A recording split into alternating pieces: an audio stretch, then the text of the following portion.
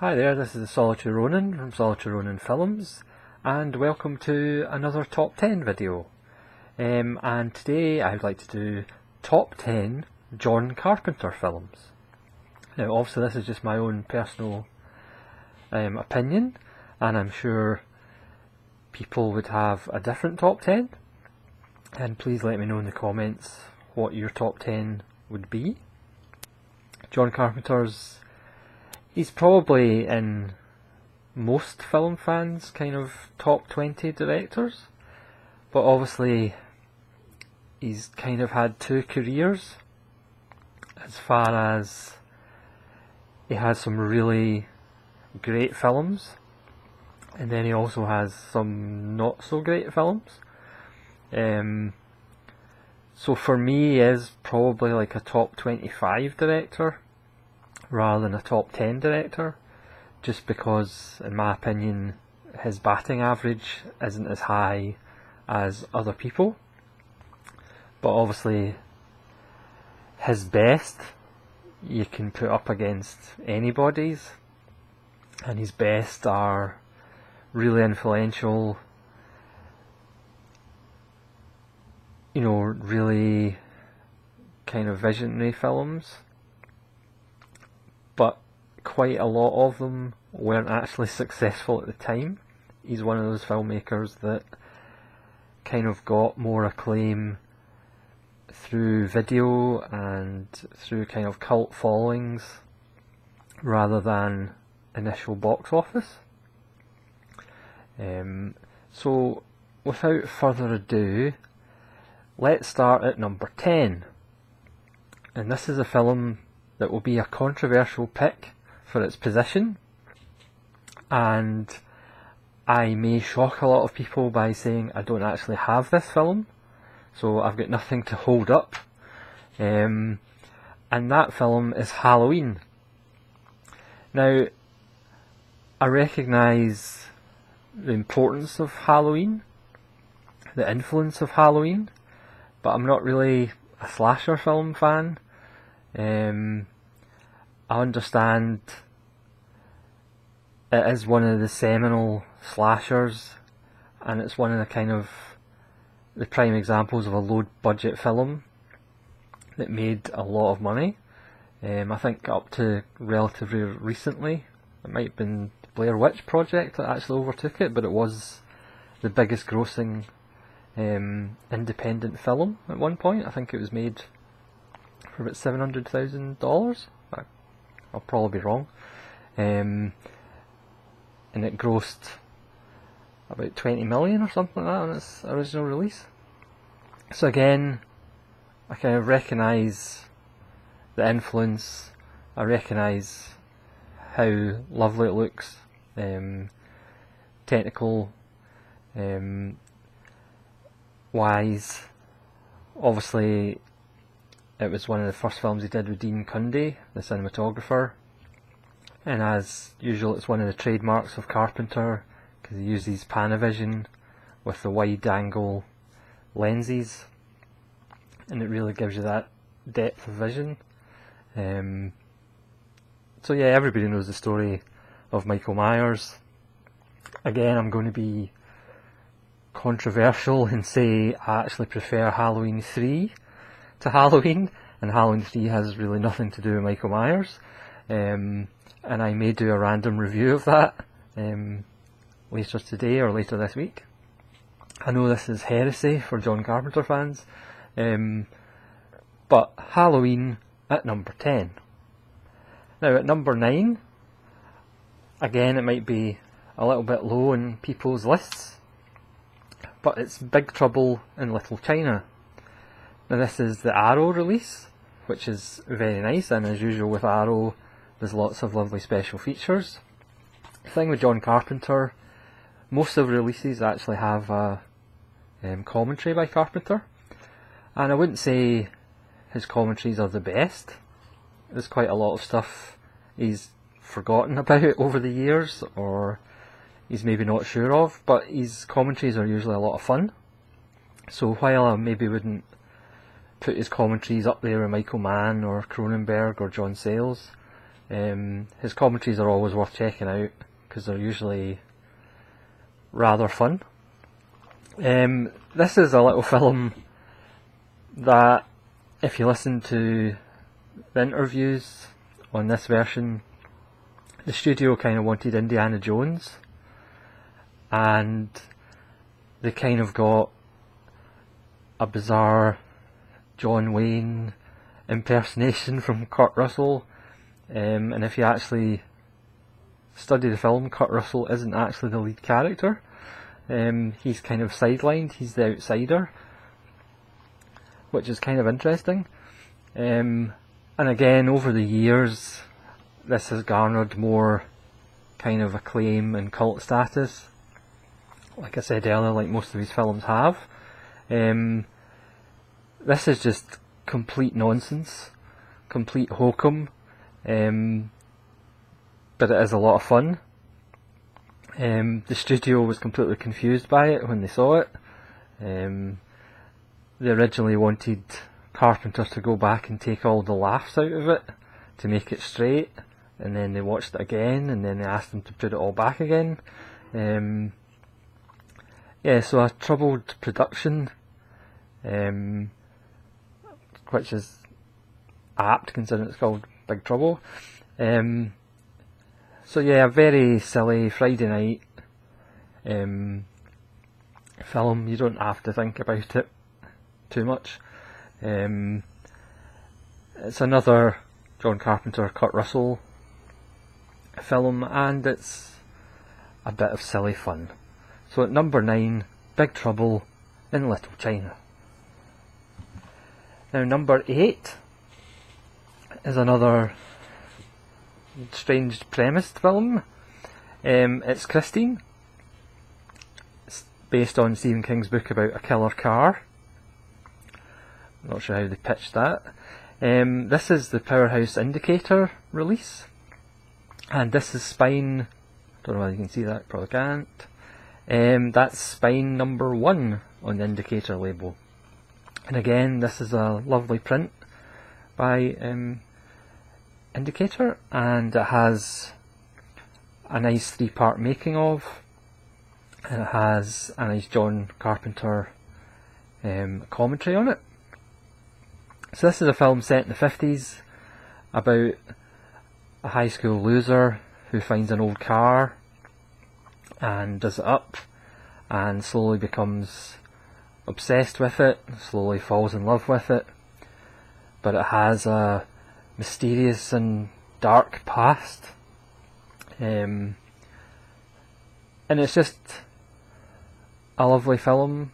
A lot of, like Stephen King's films, are all kind of with an eye to the 50s. It's got a great soundtrack. Obviously it is a bit silly because it is a killer car. I think they used about 24 1958 Plymouth Furies to get the Christine, because obviously they do go through a few of them.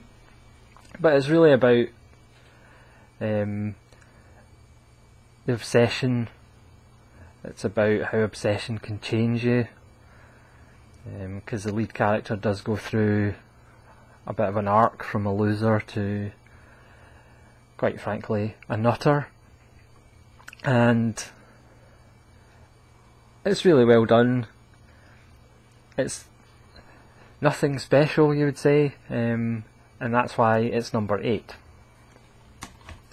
Now number 7, the top 10 John Carpenter films, is the only one I don't actually have in Blu-ray, and that's Dark Star. Dark Star was John Carpenter's student film that they ended up actually having a cinematic release. It was co-written by Dan O'Bannon and stars Dan O'Bannon, who obviously co-wrote Alien. And it was kind of John Carpenter and O'Bannon's response to 2001, which they kind of looked at as a bit po-faced and pretentious.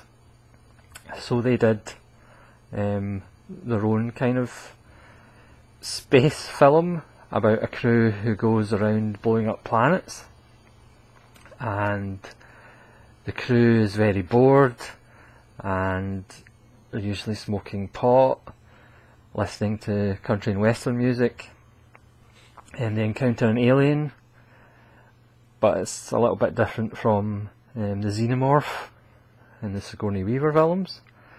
It's cheap, it's cheerful, it has a lovely soundtrack, it's got a great ending, and it is a lot of fun, and I probably should get it in Blu-ray just to get all of the top 10 on Blu-ray. Yes, Dark Star. Please let me know in the comments if you prefer Dark Star over 2001. Yeah, that would be an interesting discussion. So number 6 is The Fog. Now this is a nice Scream Factory Steelbook release, and again it has a John Carpenter commentary, it has a nice making of documentary. Again, it's not one of his great films, but it's enjoyable, about strange enough, a pirate curse and things in the fog. Again, it's a simple premise, it's executed well. Adrienne Barbeau, Hal Holbrook gives a nice turn as priest, Jamie Lee Curtis is in it, Janet Leigh's in it. Yeah, it's a nice little film, nothing spectacular. So you can even see in this top 10 there's kind of films that are good and solid and nice, but then as we get to the top half of the list, the quality really rises to the top, in my opinion. So number 5 is for me Carpenter's most underrated work, and that is In the Mouth of Madness with Sam Neill. This was made in 1995, so it's the most recent film on this top 10. Sorry about the spoilers. And to me this might be the best kind of Lovecraftian film made. I mean, the thing with H.P. Lovecraft is most of his stories are relatively unfilmable because he deals with things that are, by his own words in his books, like unimaginable, and so it's very difficult to bring his vision actually so you can imagine it. This stars Sam Neill, who's investigating a horror writer called Sutter Kane, played by Jürgen Prochnow. So he finds this little town, and then he realises that he may be part of one of these stories. And it really is one of the best reality bending films. Again, you can kind of see why it struggled at the box office and has maybe been forgotten about a little bit. But it is a really good film. Again, this is a Scream Factory version, and they always do really nice extras. Again, it's got a commentary. Again, it's got a making of. I'll look at the special effects, which are really good. Yeah, and it's got a fantastic ending, and it really is. It's a really good reality bending machine film. If you haven't seen it, it's not a great performance by Sam Neill. And Charlton Heston's in it as well, as Jürgen Prochnow's agent. And it really is about sanity, reality, and what happens when insanity actually becomes the reality. Yeah, really underappreciated, I think. Underrated. But it's a lovely little film. Right, so number 4 is Escape from New York. This is really the film that kind of vaulted Kurt Russell into being a relative superstar. Again, you could say he's doing a Clint Eastwood impersonation. The same way he kind of did a cowboy John Wayne bubblegum hero performance in Big Trouble in Little China. But this one is it's a great fun film. It's about Snake Plissken, if you don't know, who's a criminal who's kind of coerced into going to New York, which is now a high security prison, just the whole of New York, to rescue the president, played by Donald Pleasence, who of course was in Halloween and also Prince of Darkness.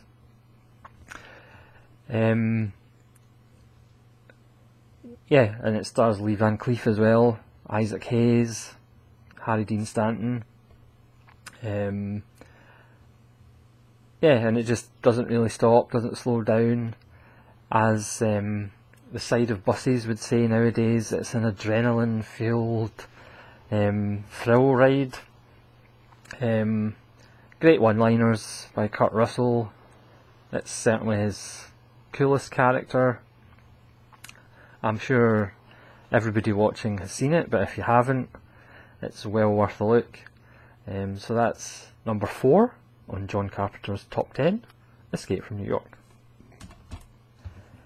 Number 3, again, might be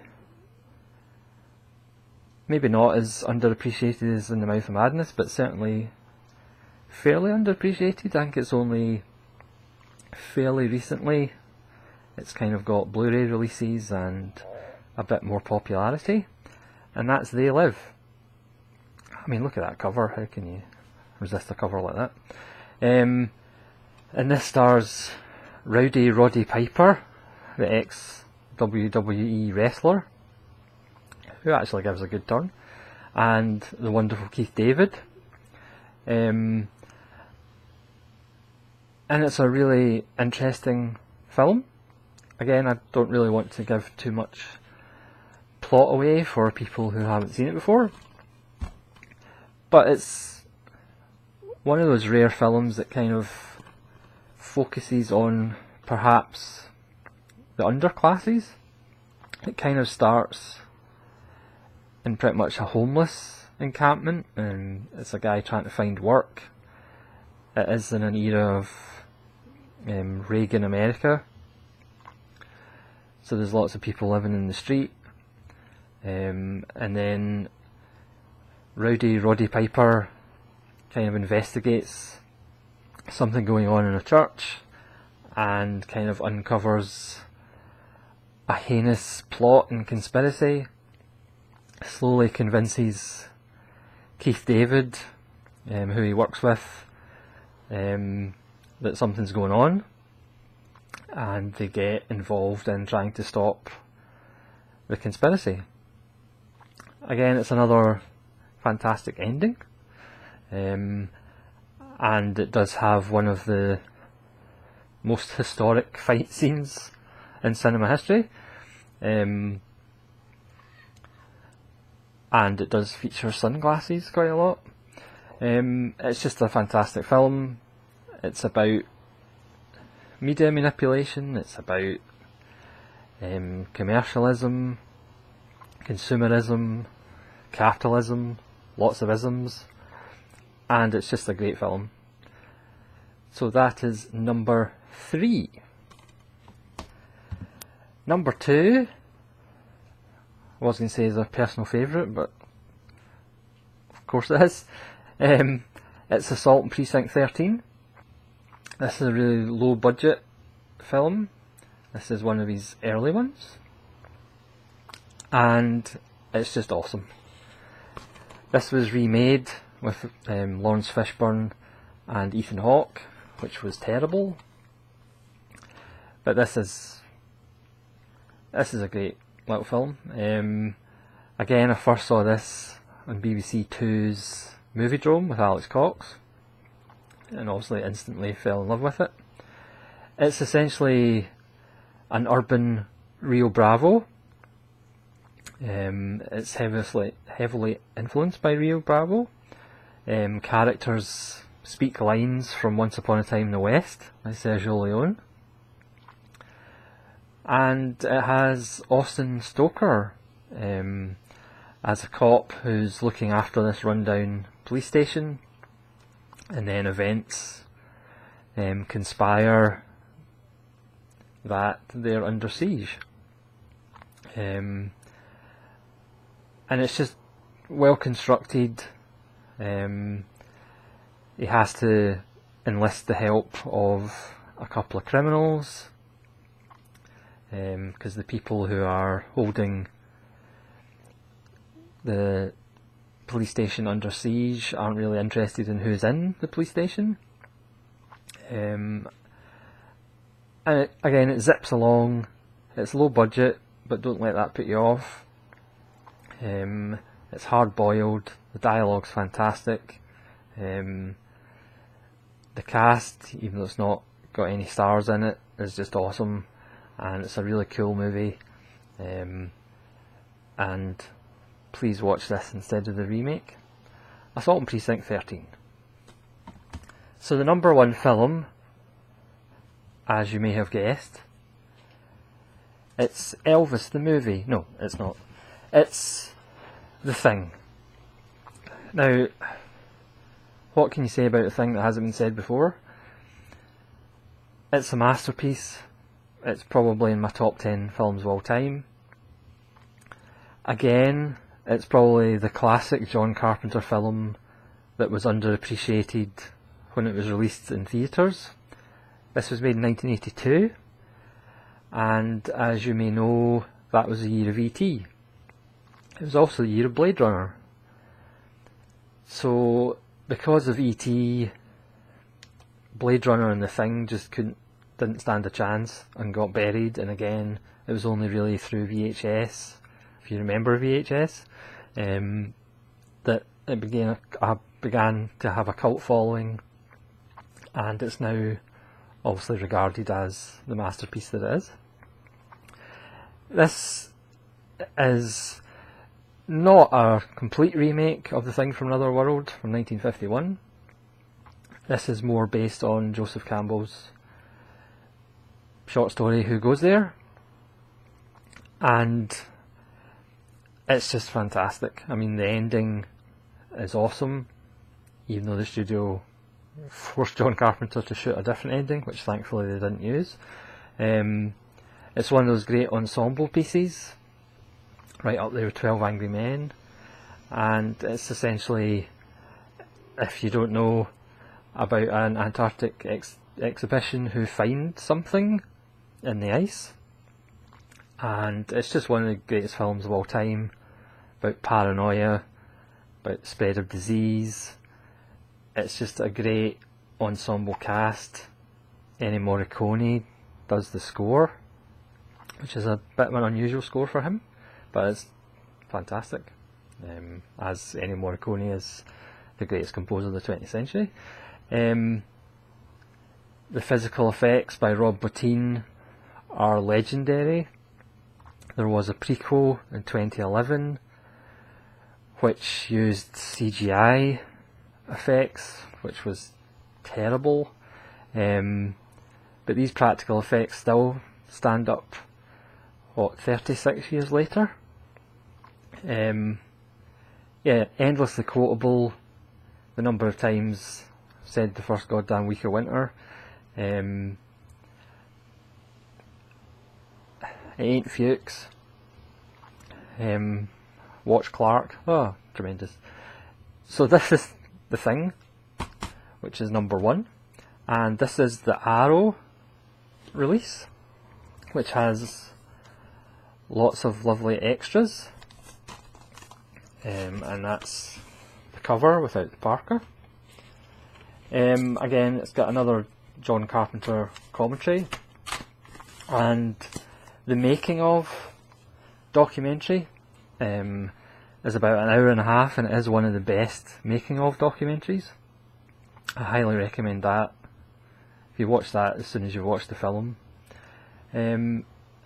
And it really goes to show you practical effects will always be better than CGI. I mean, if you take CGI blood, CGI fire, excuse me, they just don't look the same. And obviously, when you get bad CGI effects, it just draws your attention to it. The best CGI should be CGI you don't notice, or you don't actually realise is CGI. So this is kind of the beacon for practical effects, and it's also the beacon for just because your film doesn't do instant box office success, it will find its audience if it's good, and this is great. It's one of those films that is literally perfect, and when you are talking about a top 10 films of all time, or a top 20 films of all time, or even a top 100 films of all time, it should be the films that are as close to perfection as you can get. And The Thing, I wouldn't, well, there's maybe one thing I would change about The Thing, which would be perhaps the intro, or the pre-credit sequence, which strangely enough is pretty much the pre-credit sequence of Predator, which was made 5 years later, and I would probably change that about those two films. But apart from anything else, it's fantastic. I mean, I don't know how many times I've seen this, apart from a lot, and if anybody hasn't seen this, please buy it immediately and watch it. Yeah, Kurt Russell's finest hour, John Carpenter's finest hour, Antarctic's finest hour. Yeah. So I hope you enjoyed this top 10. I apologise if I've been rambling too long. And please let me know what your top 10 would be. And once again, apologies for Halloween fans, but this is just my personal opinion. So please leave a like if you liked the video. Please do leave comments and leave me your top 10 John Carpenter films. And please subscribe if you want to watch more videos. So, this is Solitary Ronin saying thanks very much for watching, and have a good day.